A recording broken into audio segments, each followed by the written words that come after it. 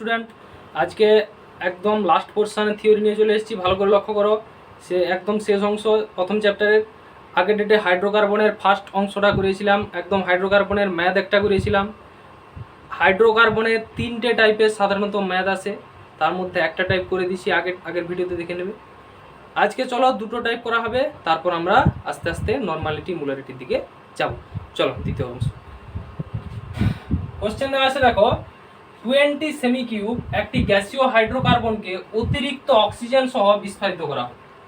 বিস্ফারিত করে কি হচ্ছে? ঠান্ডা করা হচ্ছে, তাহলে শীতল করা হলো। শীতল করে গ্যাস মিশ্রণের আয়তন সংকোচন হয় 30 সেমি কিউব। তাহলে আমরা কি জানি, যখন কোনো হাইড্রোকার্বনকে অতিরিক্ত অক্সিজেনের উপস্থিতিতে বিক্রিয়া ঘটানোর পর তাকে শীতল করা হয়, তখনই তার আয়তন কি হবে? সংকোচন হবে। তাহলে দেখো আয়তন সংকোচন কত হয়েছে? 30 সেমি কিউব। ওই মিশ্রণে, তাহলে এটাই কি প্রথম আয়তন সংকোচন, এটাই হচ্ছে প্রথম সংকোচন। এই 30 সেমি কিউবটা কি প্রথম আয়তন সংকোচন, যেহেতু হাইড্রোকার্বন অক্সিজেনের সঙ্গে রিঅ্যাক্ট করে কি হচ্ছে? পরে ঠান্ডা করা হচ্ছে, রিঅ্যাক্ট করে প্রোডাক্ট তৈরি করছে, প্রোডাক্টটাকে ঠান্ডা করলে আমরা কি পাবো? আয়তনের সংকোচন পাবো। আগে সব ডিটেলসে বলা আছে। তাহলে আয়তনের সংকোচন 30 সেমি কিউব হয়েছে, তাহলে এটাই হচ্ছে প্রথম আয়তন সংকোচন। এরপরে দেখো ওই মিশ্রণে কেওএইচ যোগ করলে মিশ্রণের আয়তন আরো 40 সেমি কিউব কমে যায়। কেওএইচ কি করে? CO2 কে শোষণ করে নেয়। তাহলে যে CO2 আয়তন উৎপন্ন হয়েছিল সেটাকে শোষণ করে নিয়েছে, এই জন্য কত আয়তন কমে গেছে? 40 সেমি কিউব আয়তন কমে গেছে। তার মানে নিশ্চয়ই CO2 এর আয়তনটাই 40 সেমি কিউব ছিল, ওটাকে কেওএইচ শুষে নিয়েছে, ওই আয়তনটাই কমে গেছে। তাহলে 40 সেমি কিউবটা কি হচ্ছে? দ্বিতীয় আয়তন সংকোচন, দ্বিতীয় সংকোচন। এটা হচ্ছে 40 সেমি কিউব, দ্বিতীয় আয়তন সংকোচন হয়ে গেছে 40 সেমি কিউব। এবারে দেখো হাইড্রোকার্বনের সংকেত চাইছে, তাহলে আগে আমাকে বিক্রিয়া লিখতে হবে। আগের মতো বিক্রিয়া লিখে দেওয়া হচ্ছে CxHy + x + y 4O2 xCO2 + y 2H2, যেরকম বিক্রিয়া লেখা আছে। এবার এটা 1 মোল, এটা x + y 4 মোল, এটা x মোল, এটা হচ্ছে y 2 মোল লেখা হয়নি, কারণ আয়তন শূন্য ধরা হয়, যেহেতু শীতল করা হয়েছে। জলীয় বাষ্পটা কিসে পরিণত হয়ে গেছে? জলে পরিণত হয়ে গেছে। আমরা কি জানি, বাষ্প থেকে যদি জলে পরিণত হয়, তরলের আয়তন যে কোনো গ্যাসীয় বিক্রিয়ার ক্ষেত্রে শূন্য ধরা হয়। এই জন্য জলীয় বাষ্পটা ঠান্ডা করলে জলে পরিণত হচ্ছে, এই জন্য আয়তন কত ধরা হয়েছে? শূন্য ধরা হয়েছে। এটা 1 আয়তন, 1 মোল মানে 1 আয়তন, x + y 4 আয়তন, এটা x আয়তন, এটা শূন্য আয়তন থাকবে। 20 সেমি কিউব। এবারে কত বলা আছে দেখো, 20 সেমি কিউব একটি গ্যাসীয় হাইড্রোকার্বন। তাহলে এটা 1 মোল মানে 1 আয়তন। আমরা আগের ভিডিওতে কি দেখেছিলাম, যে মোলের অনুপাত আয়তন অনুপাতের সঙ্গে সমান, এই জন্য মোল সংখ্যা যেটা হবে কোনো গ্যাসীয় বিক্রিয়ার, আয়তন সংখ্যাও একই হবে। এই জন্য দেখো 1 মোল 1 আয়তন, x + y 4 মোল, x + y 4 আয়তন। তাহলে প্রত্যেকটা 1 আয়তন, x + y 4 আয়তন, x আয়তন, এটা শূন্য আয়তন, কারণ জলীয় বাষ্প জলে পরিণত হয়েছে। 20 সেমি কিউব, তাহলে এখানে আয়তন কত দেওয়া আছে? হাইড্রোকার্বনের আয়তন 20 সেমি কিউব, তাহলে 20 সেমি কিউব। এবারে এটা দেখো, এটা যখন 1 আয়তন x + y 4 আয়তনের সঙ্গে বিক্রিয়া করে x আয়তন CO2 প্রডিউস করেছিল, এখানে কি হবে? 20 সেমি কিউব যদি হাইড্রোকার্বন নিই, তাহলে 20 গুণ নিয়েছি, তাহলে এখানে নিশ্চয়ই 20 × x + y 4 আয়তনের অক্সিজেনের সঙ্গে বিক্রিয়া করবে। তার সঙ্গে এবারে কি প্রোডাক্ট, কত প্রোডাক্ট দেবে? x আয়তন আর দেবে না, 20x, মানে প্রত্যেকটা, এটা যদি 20 গুণ বাড়ে, প্রত্যেকটা 20 গুণ করে বেড়ে যাবে। তাহলে দেখো এর আয়তন শূন্য শূন্যই থাকবে। এরপরে প্রথম আয়তন সংকোচন ঘটানো হচ্ছে, তাহলে প্রথম আয়তন সংকোচন এই বিক্রিয়া থেকে কি পাবো? টোটাল বিক্রিয়কের আয়তন মাইনাস বিক্রিয়াজাত পদার্থের আয়তন, ঠান্ডা করার পর মাইনাস বিক্রিয়াজাত পদার্থের আয়তন। তাহলে দেখো বিক্রিয়কের আয়তন টোটালটা বসিয়েছি আগে, তারপরে মাইনাস বিক্রিয়কের আয়তন, মানে গ্যাসীয় বিক্রিয়কের আয়তন 20x সেমি কিউব। এবারে বিয়োগ করা হয়েছে 20 + 5 সেমি কিউব। এবারে দেখো আয়তন সংকোচন কত? 30 সেমি কিউব। এটাই তো প্রথম আয়তন সংকোচন। আমরা কি জানি, প্রথম আয়তন সংকোচন মানে কি? টোটাল রিঅ্যাক্ট্যান্টগুলি বা বিক্রিয়কগুলি বিক্রিয়া করে যে প্রোডাক্ট তৈরি করছে, তাকে ঠান্ডা করার পর ওই রিঅ্যাক্ট্যান্ট থেকে প্রোডাক্টটা বিয়োগ করলেই তবে গিয়ে কি পাবো? মানে গ্যাসীয় বিক্রিয়ক আর গ্যাসীয় বিক্রিয়াজাত পদার্থ যদি বিয়োগ করি, তবে প্রথম আয়তন সংকোচন পাওয়া যায়। তাহলে এটা কত পেলাম? প্রথম আয়তন সংকোচন, এই মানটা পেয়েছি 20 + 5 হয়। আমার এখানে কত দেওয়া আছে? প্রথম আয়তন সংকোচন দেখো 30 সেমি কিউব, তাহলে এই মানটা 30 সেমি কিউবের সঙ্গে সমান হবে, তাহলে 20 + 5 = 30, y এর মান কত হবে? 2 হবে। দ্বিতীয় আয়তন সংকোচন এবারে দেখো, তাহলে ওই মিশ্রণে কেওএইচ যোগ করলে মিশ্রণের আয়তন আরো 40 সেমি কিউব কমে যায়। 40 সেমি কিউব কমে যায় বলা আছে, মানে যতটা আয়তন শীতল করার পর ছিল, তাতে কেউই যোগ করার পর আয়তন 40 সেমি কিউব কমে যায়, মানে ওই আয়তনটাই দ্বিতীয় আয়তন সংকোচন। দেখো দ্বিতীয় আয়তন সংকোচন মানে কি, কার্বন ডাইঅক্সাইডের আয়তন, কার্বন ডাইঅক্সাইডের আয়তন আমি বিক্রিয়া অনুযায়ী কি পেয়েছি 20 সেমি কিউব, তাহলে 20x সেমি কিউব, এই 20x সেমি কিউব যে আয়তনটা পেয়েছি এটাই দ্বিতীয় আয়তন সংকোচন, মানে কেউএইচ যোগ করার সঙ্গে সঙ্গে এই পরিমাণ আয়তনটাকে শুষে নেবে কেউএইচ। আর এখানে তোমাকে কত বলা আছে 40 সেমি কিউব কমে যায়, তার মানে নিশ্চয়ই CO2 আয়তন 40 সেমি কিউব ছিল, কেউএইচ যোগ করার পর 40 সেমি কিউব আয়তন কমে গেছে, তবে গিয়ে আমি বলছি CO2 আয়তন 40 সেমি কিউব ছিল। তাহলে দ্বিতীয় আয়তন সংকোচন যেহেতু CO2 আয়তন এই জন্য 40 সেমি কিউব হবে দ্বিতীয় আয়তন সংকোচন। 20x = 40, x = 2। তাহলে এবারে দেখো CXHY হাইড্রোকার্বনের সংকেত কি ছিল, ধরেছিলাম CXHY প্রত্যেকটাতে ধরতে হবে, তাহলে x এর মান আর মান বসিয়ে দেবো, হাইড্রোকার্বনের সংকেত পেয়ে যাবো C2H2। এরপরে দেখো আরেকটা টাইপের অঙ্ক, তিনটে টাইপ পড়ে দুটো টাইপ বলে দিলাম, আরেকটা টাইপ দেখো। অতিরিক্ত অক্সিজেন সহ 3 সেমি কিউব গ্যাসীয় হাইড্রোকার্বনকে বিস্তারিত করা হলো, তারপর মিশ্রণটিকে শীতল করা হলো, 6 সেমি কিউব আয়তন সংকোচন হয়। তাহলে প্রথম আয়তন সংকোচন কত 6 সেমি কিউব, এটা হচ্ছে প্রথম আয়তন সংকোচন 6 সেমি কিউব। হাইড্রোকার্বনটির বাষ্প ঘনত্ব 14 বলা আছে, তাহলে তোমাকে কিন্তু কোনো এখানে দ্বিতীয় আয়তন সংকোচনের কোনো কিছু দেওয়া নেই, শুধু প্রথম আয়তন সংকোচন দেওয়া আছে এবং হাইড্রোকার্বনের বাষ্প ঘনত্ব দেওয়া আছে, ওর আণবিক সংকেত বের করতে হবে। তাহলে আণবিক সংকেত বের করতে হবে হাইড্রোকার্বনের, তোমাকে প্রথম আয়তন সংকোচনটা বলে দেওয়া আছে, দ্বিতীয় আয়তন সংকোচন বলা নেই, বাষ্প ঘনত্ব বলে দেওয়া আছে, তার থেকে বের করতে হবে আণবিক সংকেত। তাহলে ধরে নেওয়া হচ্ছে আণবিক সংকেত CXHY হাইড্রোকার্বনের। এবার রিঅ্যাকশন চলছে, যেরকম রিঅ্যাকশন করা হয়, তাহলে 1 আয়তন x প্লাস হবে 4 আয়তন x আয়তন, এখানে 0, যেহেতু শীতল করা হয়েছে মিশ্রণটাকে, তাহলে জলীয় বাষ্পটা জলে পরিণত হয়েছে, ত্বরণের আয়তন যেগুলো গ্যাসীয় বিক্রিয়া 0 ধরা হয় এই জন্য 0। এরপরে 3, তাহলে প্রত্যেকটা 3 গুণ হয়ে যাবে, 3 3 প্রত্যেকটা হয়ে গেছে। তাহলে আয়তন সংকোচন কি হবে, টোটাল রিঅ্যাকট্যান্টের আয়তন মাইনাস রিঅ্যাকট্যান্ট মানে বিক্রিয়কের আয়তন মাইনাস প্রোডাক্টের আয়তন, তাহলে 3 + 3 × x + হবে 4 - 3x সমান কত 3 + 3 হবে 4, এটা 3x + 0 মানে সেই 3x হবে। আচ্ছা তাহলে y সমান, এবারে y এর মান কত পাচ্ছি, এবারে দেখো ভালো করে লক্ষ্য করো, 3 + 3 হবে 4 পেয়েছি। এবারে তোমাকে প্রথম আয়তন সংকোচন আমি বিক্রিয়া অনুযায়ী কত পেয়েছি 3 + 3 হবে 4, অঙ্কে কত দেওয়া আছে 6 সেমি কিউব, তাহলে এটার সঙ্গে এটা সমান হবে, 3 + 3 হবে 4 = 6, y এর মান পেয়েছি 4। তাহলে y এর মান কত পেলাম 4 পেলাম, কিন্তু x এর মান এখনো পাইনি, আমাকে দরকার কি x আর y এর মান, y এর মানটা 4 পেয়ে গেছি, x এর মান পাইনি, x এর মান কোথা থেকে বের করব, দ্বিতীয় আয়তন সংকোচন দেওয়া নেই, তাহলে তোমাকে হাইড্রোকার্বনের ওই যে বাষ্প ঘনত্ব দেওয়া আছে ওখান থেকেই বের করতে হবে।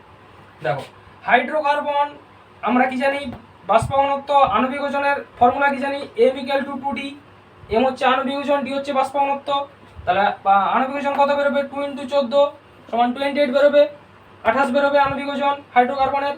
এবারে দেখো যেহেতু y4 পেয়ে গেছি, তাহলে CXHY তার কি ছিল সংকেত আমি ধরেছিলাম, যেহেতু y এর মান পেয়ে গেছি y এর মান বসিয়ে দেবো, CXH4 এইটা হবে হাইড্রোকার্বন বেরিয়ে গেল।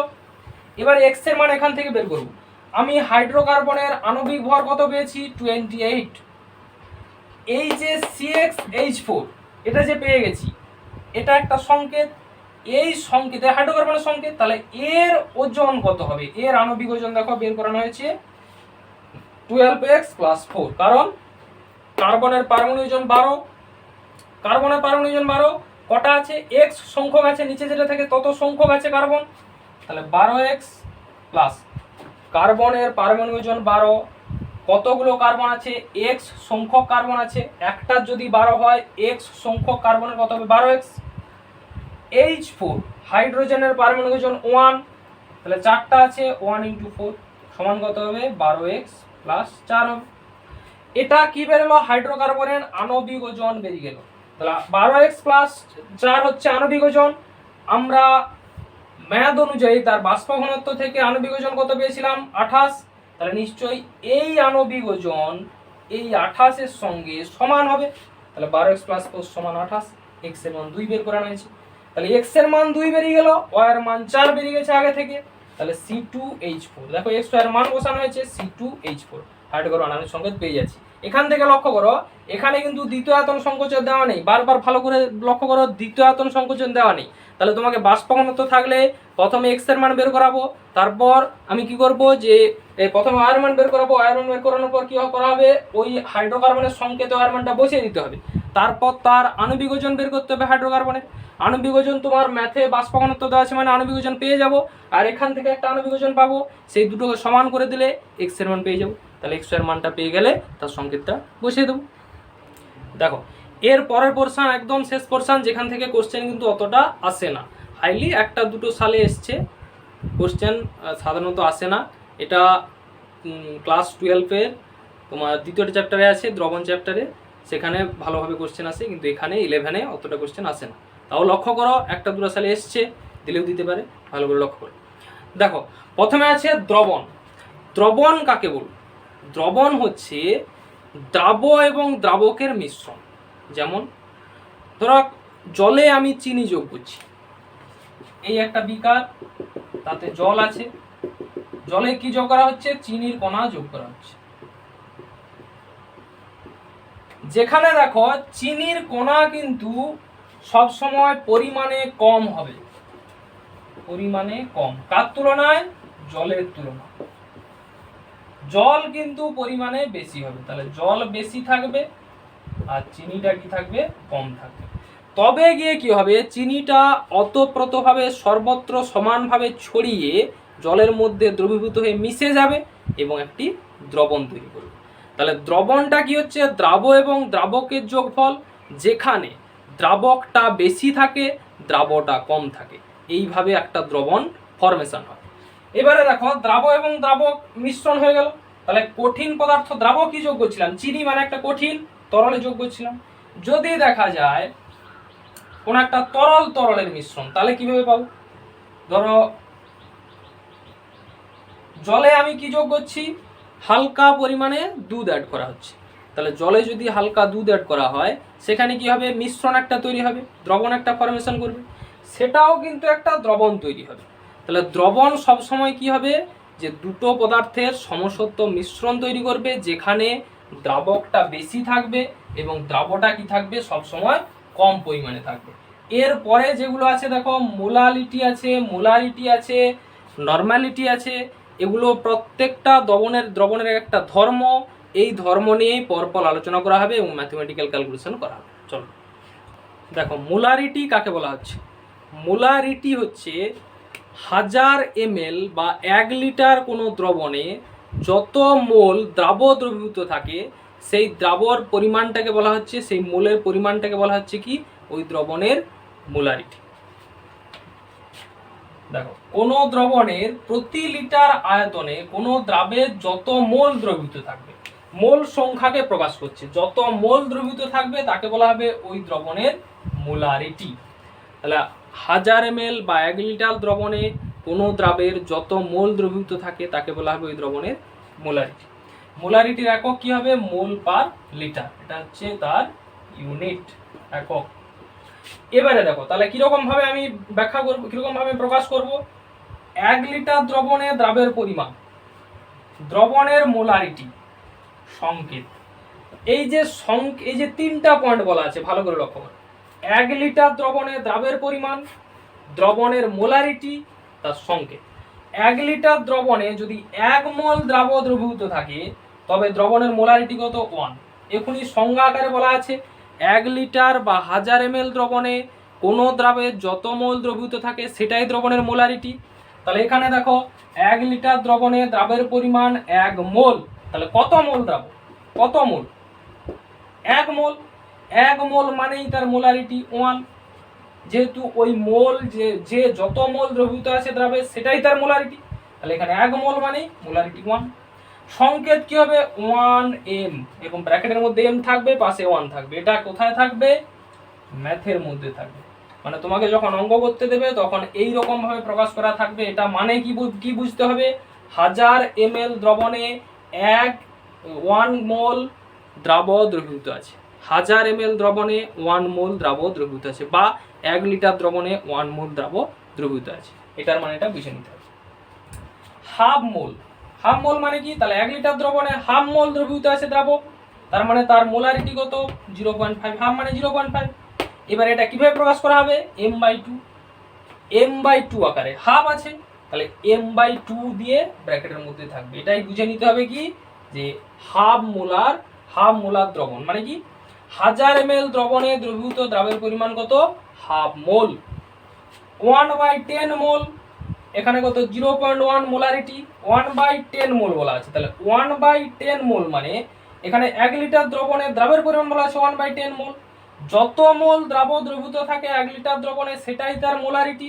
তাহলে কত মোল 1/10 মোল, মোলারিটি কত 0.1, 1/10 মানে 0.1, তাহলে 0.1 মোল, মোলারিটি হবে 0.1। এবারে সংকেত কি হবে m/10, ম্যাথে তোমাকে m/10 দ্বারা অ্যাপ্লাই করা থাকবে, তার মানে বুঝে নিতে হবে 1000 ml দ্রবণে দ্রবীভূত দ্রাবের পরিমাণ কত 1/10 মোল, যার কথার অর্থ। এরপরে দেখো একটা উদাহরণ সাহায্যে বোঝানো হচ্ছে 5 মোলার NaOH দ্রবণ মানে কি 5 মোল NaOH 1 লিটার দ্রবণে রয়েছে, তবে বলা আছে 5 মোলার NaOH দ্রবণ। 5 মোলার বলা আছে, একই রকম ভাবে m/2 মোলার মানে 1000 ml এ হাফ মোল দ্রবীভূত আছে, m/10 মোলার 1000 m/10 মানে কি সেই 1/10 মোলার 1/10 m, তাহলে এটা গুণ করলে কি m/10 হচ্ছে একই রকম ভাবে, তাহলে m/10 মানে হচ্ছে 1000 ml এ 1/10 মোল দ্রবীভূত আছে 1000 ml দ্রবণে। এখানে 5 মোলার বলা আছে, তার মানে কত মোল দ্রবীভূত আছে দ্রবণে 5 মোল দ্রবীভূত আছে কোন একটা দ্রবণে, তাহলে 5 মোল দ্রব মানে NaOH, দ্রবীভূত হচ্ছে 1 লিটার দ্রবণ। তাহলে এই তিনটা পয়েন্ট ভালো করে খেয়াল রাখবে, এটা হচ্ছে ম্যাথে অ্যাপ্লাই করা থাকবে, আর এটা তোমাকে বুঝে নিতে হবে, পরপর স্টেপ বাই স্টেপ করা আছে, এইটা অ্যাপ্লাই করা থাকবে, এটার মানেই বুঝে নিতে হবে m/2 মানে হাফ মোল দ্রব, m/10 মানে 1/10 মোল দ্রব, আর 1 মোলার মানে কত হবে 1 মোল দ্রব। দেখো মোলারিটি থেকে একটা ম্যাথ লক্ষ্য করো, 100 ml 0.1 মোলার NaOH দ্রবণে NaOH এর পরিমাণ মোলে প্রকাশ করে, তাহলে NaOH এর পরিমাণটা কিসে যাচ্ছে মোলে যাচ্ছে। এখানে কত বলা আছে 100 ml এত মোলার NaOH দ্রবণ বলা হয়েছে, এত মোলার মানে কি 1000 ml দ্রবণে দ্রবীভূত দ্রাবের পরিমাণ 0.1 মোল। আগে একদম একটু আগে বলেছি যে মোলার কথার অর্থ হচ্ছে 1000 ml দ্রবণে দ্রবীভূত দ্রাবের পরিমাণ এত মোলার যেহেতু বলা আছে, তাহলে নিশ্চয়ই 1000 ml দ্রবণে দ্রবীভূত দ্রাবের পরিমাণ কত হবে 0.1 মোল, তাহলে সেটাই লেখা আছে দ্রাবকীয় NaOH 1000 ml দ্রবণে দ্রবীভূত NaOH এর পরিমাণ 0.1 মোল। কত ml বলা আছে 100 ml, এত মোলার কথার অর্থ বসিয়ে দিয়েছি 1000 ml দ্রবণে দ্রবীভূত NaOH এর পরিমাণ 0.1 মোল, তাহলে কত ml দেওয়া আছে তোমাকে 100 ml দেওয়া আছে, 100 ml দ্রবণে দ্রবীভূত NaOH এর পরিমাণ ক্যালকুলেশন করে 0.01 মোল বেরিয়ে গেছে। এবারে মোলে প্রকাশ করতে বলছে, তাহলে 0.01 মোল, একদম ইজি ব্যাপার। তাহলে এইটার অর্থ জানলেই তুমি ফট করে বের করে দেবে, এটা মানে 1000 ml এ দ্রবীভূত দ্রাবের পরিমাণ, আর 100 ml এ বলছে 100 ml এত মোলার NaOH দ্রবণে NaOH এর পরিমাণ, তাহলে 100 ml এর মধ্যে এত মোলার ফিক্স থাকবে, 100 ml এর মধ্যে NaOH এর পরিমাণ কত, এত মোলার মানে 1000 ml দ্রবণে দ্রবীভূত NaOH এর পরিমাণ এত মোল, 100 ml এর মধ্যে কত NaOH আছে সেটা মোলে বের করে নেওয়া আছে। দেখো মোলারিটির পরে মোলারিটি আলাদা, মোলালিটি আলাদা, দুটো ভালো করে বানান একদম দেখে রাখবে। মোলারিটি একটা আলাদা টার্ম, মোলালিটি একটা আলাদা টার্ম। মোলালিটিকে স্মল m দ্বারা চিহ্নিত করা হয়, মোলারিটি ছিল ক্যাপিটাল M, মোলালিটি হচ্ছে স্মল m।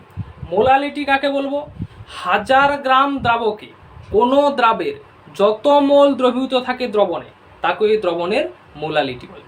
তাহলে 1000 গ্রাম দ্রাবক, আর সেটা কি ছিল 1000 ml দ্রবণ। ভালো করে মনে রাখবে মোলারিটি ছিল 1000 ml দ্রবণ, এটা হচ্ছে 1000 গ্রাম দ্রাবকে কোনো দ্রাবে যত মোল দ্রবীভূত থাকে সেটা হচ্ছে তার মোলালিটি। 1000 গ্রাম দ্রাবকে কোনো দ্রাবে যত মোল দ্রবীভূত হয়ে দ্রবণ তৈরি করে তাকে ওই দ্রবণের মোলালিটি বলে। আর মোলালিটির একক কি হবে মোল পার কেজি। এগুলো প্রত্যেকটা আরও ভালোভাবে বলা হবে ক্লাস 12-এ সেকেন্ড চ্যাপ্টারতে গেলে। এখন শুধু জানার জন্য, জাস্ট ম্যাথ অ্যাপ্লিকেশান করার জন্য কিছুটা খেয়াল রাখো, এগুলো অতটা ইম্পর্টেন্ট বিষয় নয়। কোশ্চেন কিছু সালে এসছে, একটা দুটো সালে নাও আসতে পারে, ভালো করে হালকা করে একটু দেখে রাখো, দেখলেই হবে। দেখো তাহলে এখানে একই রকম 1000 গ্রাম দ্রাবকে দ্রবের পরিমাণ, দ্রবণের মোলালিটি আর সংকেত আগেরটার মতো। আগেরটা ছিল মোলারিটি, এটা হলো মোলালিটি।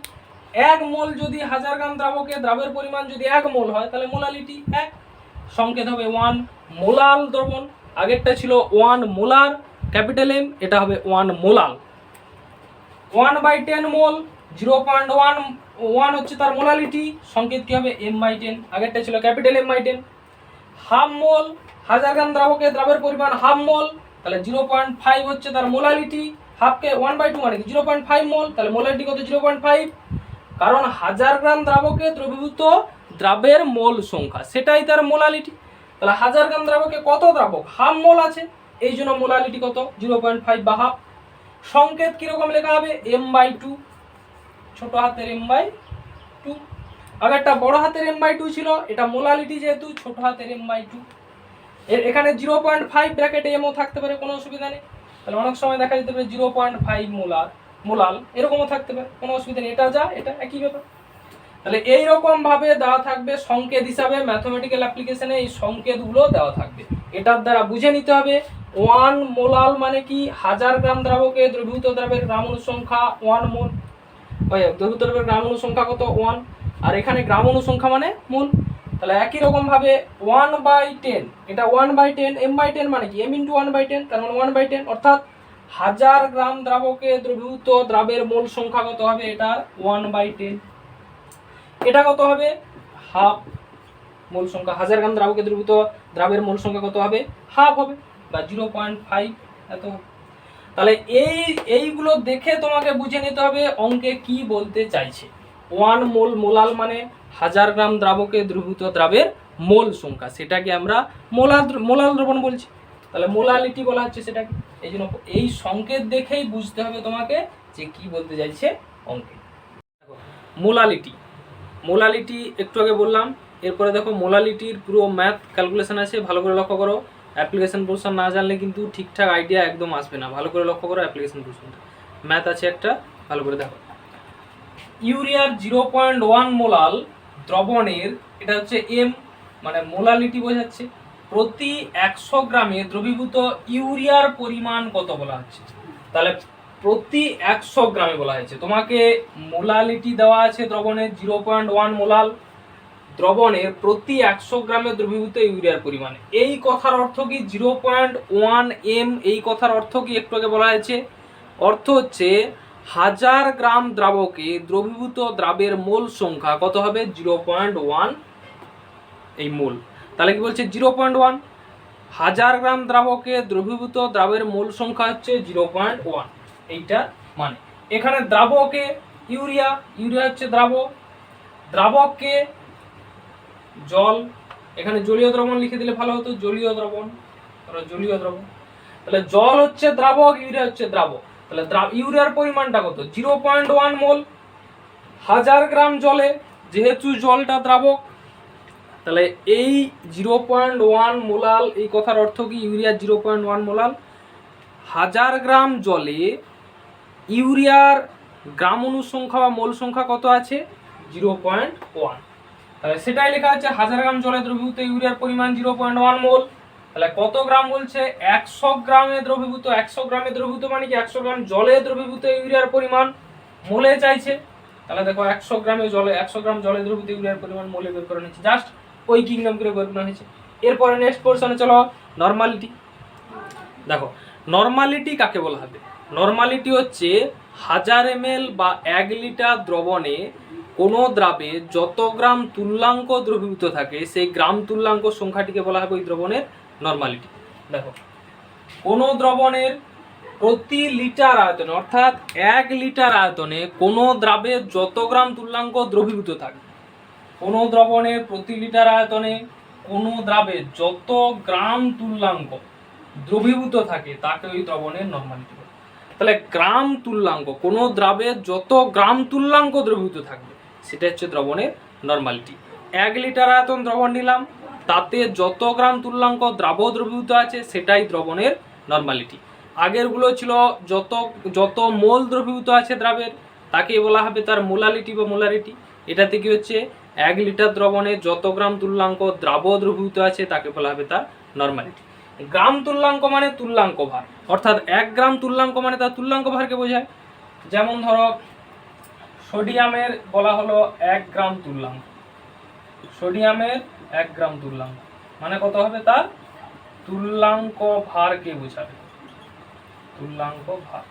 তাহলে সোডিয়াম একটা মৌল যার 1 গ্রাম তুল্যাঙ্ক মানে তার তুল্যাঙ্ক ভারকে বোঝাবে, সেটা কত হবে, পারমাণবিক ওজন 23 বাই যোজ্যতা 1 সমান 23।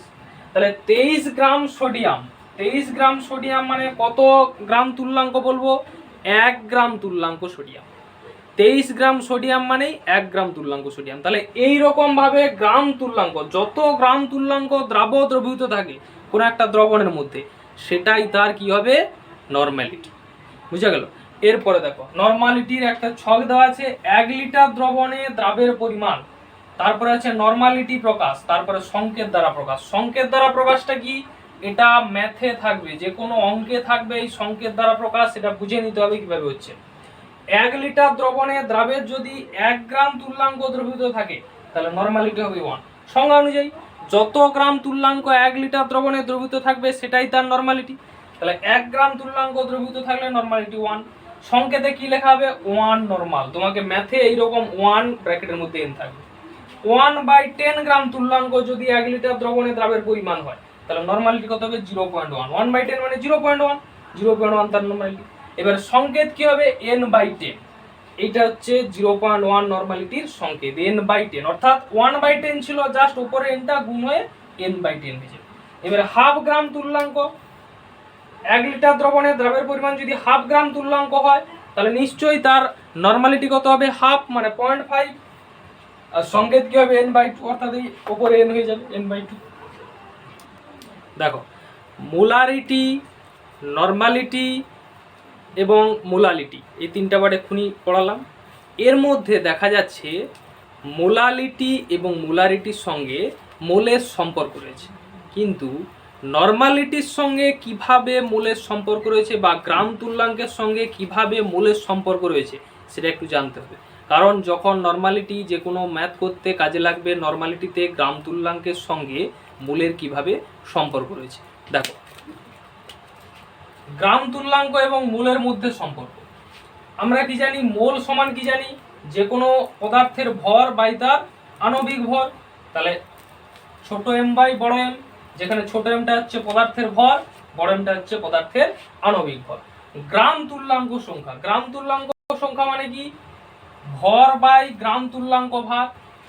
আমরা গ্রাম তুল্যাঙ্ক সংখ্যা আগে পড়িয়েছি, পদার্থের ভর বাই তার কি গ্রাম তুল্যাঙ্ক ভার, সেটা হচ্ছে গ্রাম তুল্যাঙ্ক সংখ্যা। পদার্থের ভর মানে স্মল m। এবার গ্রাম তুল্যাঙ্ক ভার, গ্রাম তুল্যাঙ্ক ভার মানে কি, গ্রাম তুল্যাঙ্ক ভার হচ্ছে তুল্যাঙ্ক ভারের গ্রামে প্রকাশ। তাহলে তুল্যাঙ্ক ভারের যেই আমরা ইকুয়েশন লিখবো, গ্রাম তুল্যাঙ্ক ভারের একই ইকুয়েশন লিখবো, যেহেতু তুল্যাঙ্ক ভারটাকে গ্রামে প্রকাশ করলেই গ্রাম তুল্যাঙ্ক ভার পাচ্ছি। তাহলে তুল্যাঙ্ক ভারের ইকুয়েশন বা সমীকরণ যা, গ্রাম তুল্যাঙ্ক ভারের একই। তাহলে গ্রাম তুল্যাঙ্ক ভার সমান কি হবে, m/x। m মানে কি, পরমাণুর ক্ষেত্রে পারমাণবিক ওজন, অণুর ক্ষেত্রে আণবিক ওজন। এটা কি হবে, পারমাণবিক ওজন পরমাণুর ক্ষেত্রে বা আণবিক ওজন। এবারে দেখো এটা সাধারণত আণবিক ওজন হিসাবে ধরা হয় এমটাকে। তাহলে গ্রাম তুল্যাঙ্ক ভার সমান m/x, অর্থাৎ আণবিক ওজন বাই x করতে পারি। এবারে xটা কি, xটা হচ্ছে অ্যাসিডের ক্ষেত্রে ক্ষারগ্রাহিতা, ক্ষারের ক্ষেত্রে অম্লগ্রাহিতা, মৌল বা মূলকের ক্ষেত্রে যোজ্যতা, লবণ ক্ষেত্রে আধানের সংখ্যা একটু আধান, এটা আগে পড়িয়েছি। তাহলে গ্রাম তুল্যাঙ্ক ভার কি পাচ্ছি, m/x। তাহলে এখানে বসিয়ে দেবো মান, m ছোট হাতের m উপরে ভর বাই গ্রাম তুল্যাঙ্ক ভার বড় হাতের m/x বসিয়ে দিলাম। তাহলে এটা ক্যালকুলেশন করলে m/m ইন্টু x, m/m কি ছিল, মোল ছিল, তাহলে এখানে মোল সংখ্যা ইন্টু x। অর্থাৎ কোনো পদার্থের গ্রাম তুল্যাঙ্ক সংখ্যা যদি বের করি তার সঙ্গে মোলের সম্পর্ক কি পাবো, ওই পদার্থের মোল সংখ্যা ইন্টু x। x মানে কি, পদার্থটা যদি অ্যাসিড হয় তার ক্ষারগ্রাহিতা বসাবো, পদার্থ যদি ক্ষার হয় তার অম্লগ্রাহিতা বসাবো, পদার্থ যদি মৌল বা মূলক হয় তার যোজ্যতা বসাবো, লবণ হলে আধানের সংখ্যা একটু আধান এখানে গুণ করে বসাতে হবে। তাহলে সম্পর্ক কি বললাম, গ্রাম তুল্যাঙ্ক সংখ্যা সমান মোল সংখ্যা ইন্টু x। গ্রাম তুল্যাঙ্ক সংখ্যা সমান মোল সংখ্যা ইন্টু এক্স। এটা ভালো করে লক্ষ্য রাখবে, এটা ম্যাথ করতে কাজে লাগে। মোল সংখ্যা ইন্টু এক্স। এক্সটা কি? এক্সটা হচ্ছে বিভিন্ন পদার্থের ক্ষেত্রে বিভিন্ন টাইপ রয়েছে, এক্স এর মানটা চেঞ্জ হবে বিভিন্ন পদার্থের উপর নির্ভর করে, এক্স এর মানটা চেঞ্জ হবে। দেখো এরপর একটা ম্যাথ পোরশন চলো নরমালিটির। এখানে কি বলা হচ্ছে দেখো, 300 ml 0.02 নরমাল অক্সালিক অ্যাসিড দ্রবণে অক্সালিক অ্যাসিডের মোল সংখ্যা গণনা করো। তাহলে 300 ml 0.02 নরমাল বলা হচ্ছে, তোমাকে 0.02 নরমাল কথার অর্থ কি? 1000 ml বা 1 লিটার দ্রবণে দ্রবীভূত দ্রাবের গ্রাম তুল্যাঙ্ক সংখ্যা কত হবে? 0.02। তাহলে সেটাই লেখা আছে দেখো, 1000 ml অ্যাসিড দ্রবণে অক্সালিক অ্যাসিডের গ্রাম তুল্যাঙ্ক সংখ্যা 0.02। এটা সংজ্ঞা থেকে পেয়েছি। কত ml বলা হচ্ছে? 300 ml দ্রবণ। তাহলে 300 ml অ্যাসিড দ্রবণে অক্সালিক অ্যাসিডের গ্রাম তুল্যাঙ্ক জাস্ট ওই কি নিয়ম করে বের করানো হয়েছে। কত গ্রাম তুল্যাঙ্ক সংখ্যা বেড়েছে? 0.006। এবারে এটা কি বেড়েছে? গ্রাম তুল্যাঙ্ক সংখ্যা, গ্রাম তুল্যাঙ্ক সংখ্যা। তোমাকে কি চাইছে? মোল সংখ্যা। তাহলে একটু আগে আমরা সম্পর্ক কি পেয়েছিলাম? গ্রাম তুল্যাঙ্ক সংখ্যার সঙ্গে মোল সংখ্যার সম্পর্ক। গ্রাম তুল্যাঙ্ক সংখ্যা সমান মোল সংখ্যা ইন্টু এক্স। এক্সটা হচ্ছে বিভিন্ন পদার্থের ক্ষেত্রে বিভিন্ন হয়। তাহলে দেখো, গ্রাম তুল্যাঙ্ক সংখ্যা সমান মোল সংখ্যা ইন্টু এক্স। গ্রাম তুল্যাঙ্ক সংখ্যা সমান কি হবে? মোল সংখ্যা ইন্টু এক্স। এখান থেকে মোল সংখ্যা কি হবে? মোল সংখ্যা সমান কি হবে? গ্রাম তুল্যাঙ্ক সংখ্যা বাই এক্স হয়ে যাবে। তাহলে মোল সংখ্যা সমান গ্রাম তুল্যাঙ্ক সংখ্যা বাই এক্স সমান হবে মোল সংখ্যা। গ্রাম তুল্যাঙ্ক সংখ্যা কত পেয়েছি? 0.006। এক্স, এক্সটা কি? অক্সালিক অ্যাসিডের গঠন কি? COOH, single bond COOH। তাহলে অক্সিজেনের সঙ্গে তীব্র তৈলাক্তমূল অক্সিজেনের সঙ্গে দুটো হাইড্রোজেন যুক্ত আছে, তার মানে অ্যাসিড থেকে দুটো H+ আয়ন কোথায় নির্গত হবে? দ্রবণে নির্গত হবে। তাহলে কোনো অ্যাসিড যতগুলো H+ আয়ন দ্রবণে ত্যাগ করে সেটাই তার ক্ষারগ্রাহিতা। আর আমরা এখানে কি এক্স ফ্যাক্টরটা কি পাচ্ছি? ক্ষারগ্রাহিতা পাচ্ছি। অ্যাসিডের ক্ষেত্রে ক্ষারগ্রাহিতা ছিল, এক্স ফ্যাক্টরটা ক্ষারগ্রাহিতা। তাহলে গ্রাম তুল্যাঙ্ক সংখ্যা বাই তার ক্ষারগ্রাহিতা। গ্রাম তুল্যাঙ্ক সংখ্যা কত হবে? 0.003 পেয়ে গেছি গ্রাম তুল্যাঙ্ক সংখ্যা বাই তার ক্ষারগ্রাহিতা। যেহেতু দুটো H+ আয়ন অক্সালিক অ্যাসিড থেকে নির্গত হচ্ছে, ক্ষারগ্রাহিতা 2, তাহলে বাই 2 বসিয়ে দেবো। দেখো 0.006 বাই 2 0.003। তাহলে গ্রাম তুল্যাঙ্ক সংখ্যা পেয়েছিলাম 0.006, বাই 2 করা হয়েছে, কত পেয়েছি? 0.003, যেটা কি হচ্ছে তার মোল সংখ্যা। তাহলে এই সূত্র থেকে পেলাম মোল সংখ্যাটা, ভালো করে লক্ষ্য রাখবে। এরপরে চলো নেক্সটে কিছু সূত্র আছে। দেখো মোলারিটি নরমালিটির কিছু সমীকরণ আছে যেগুলো তোমাদের হালকা হালকা মনে রাখলে চলবে। এগুলো বেশ কিছু কোশ্চেন অতটা আসে না পরীক্ষাতে, তাও মোটামুটি হালকা দেখে রাখো। নিউ ভার্সানে কোশ্চেন দিলেও দিতে পারে, এগুলো থেকে আসে না একদম, এগুলো জয়েন্টের জন্য প্রায়। এগুলো হালকা মুখস্থ যদি করতে পারো করবে, নাহলে হালকা দেখে রাখো, এগুলো অতটা পরীক্ষাতে আসে না। দেখো মোলারিটির সমীকরণ, যদি V1 আয়তন সম্পন্ন M1 মোলারিটি M1 মোলার সম্পন্ন একটা আমি নিয়েছি, যার মোলারিটি কত? M1, V আয়তনের দ্রবণ নেওয়া হচ্ছে। যাকে যদি লঘু করা হয়, লঘু করলে V2 আয়তনের দ্রবণ পাচ্ছি, যেটার মোলারিটি কত? M2। তাহলে তখন সূত্র কি পাবো? M1 V1 সমান M2 V2, অর্থাৎ যে কোনো একটার মান অজানা থাকলে আরেকটা মান তুমি পাবে। পরে দেখো M1 V1 মোলারিটি M1 আয়তন V1, এরকম একটা দ্রবণকে কোথায় মিশ্রিত করা হচ্ছে? অ্যাড করা হচ্ছে, মানে মিশ্রিত করা হচ্ছে M2 মোলার সম্পন্ন V2 আয়তনের একটা দ্রবণে মিশ্রিত করা হচ্ছে।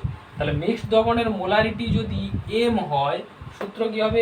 M into V1 plus V2 সমান M1 V1 plus M2 V2। এখান থেকে অজানা মান থাকলে বের করে নেবে। এরপরে নরমালিটিতে চলে আসো। V1 N1, অর্থাৎ আয়তন V1 দ্রবণের যার নরমালিটি N1, তাকে যদি লঘু করে N2 নরমাল দ্রবণ, N2 নরমালিটি সম্পন্ন V2 আয়তনের দ্রবণ পাওয়া যায়, তাহলে N1 V1 সমান N2 V2। আবার দেখো এরপরে সে একই রকম N1 নরমালিটি নেওয়া হচ্ছে, N1 নরমাল V1 আয়তনের দ্রবণকে এ একটা দ্রবণ, যার সঙ্গে বিক্রিয়া করানোর জন্য N2 নরমাল সম্পন্ন V2 আয়তনের B পদার্থের একটা প্রয়োজন। তাহলে তখন কি হবে? N1 V1 সমান N2 V2। এরপরে দেখো N1 V1 আয়তনের দ্রবণকে N1 মোলাল নরমালিটি, V1 হচ্ছে আয়তন, এই দ্রবণকে কোথায় মিক্স করা হচ্ছে? N2 নরমাল সম্পন্ন V2 আয়তনের দ্রবণে মিক্স করা হচ্ছে। এই মিক্সড দ্রবণের নরমালিটি যদি N হয়, তাহলে সূত্র কি হবে, n ইন্টু ভি1 প্লাস ভি2 সমান n1 ভি1 প্লাস ইন্টু ভি2। এই সূত্রগুলো হালকা দেখে রাখবে, এগুলো বিশেষ কাজে লাগে না, এগুলো মনে রাখলেও ভালো, নাও রাখলে ভালো, মোটামুটি হালকা একটু দেখে রাখলে চলবে। চলো আজকে এই পর্যন্তই থাক, একদম টোটাল পার্ট শেষ, কমপ্লিট হলো ফার্স্ট চ্যাপ্টার। এরপর কোশ্চেন অ্যান্সার এই পার্ট থেকে করাতে হবে, সেকেন্ড পার্ট থেকে কোশ্চেন অ্যান্সার করিয়ে পরের পার্টে যাব, পরমাণুর গঠন পরের চ্যাপ্টারে যাব।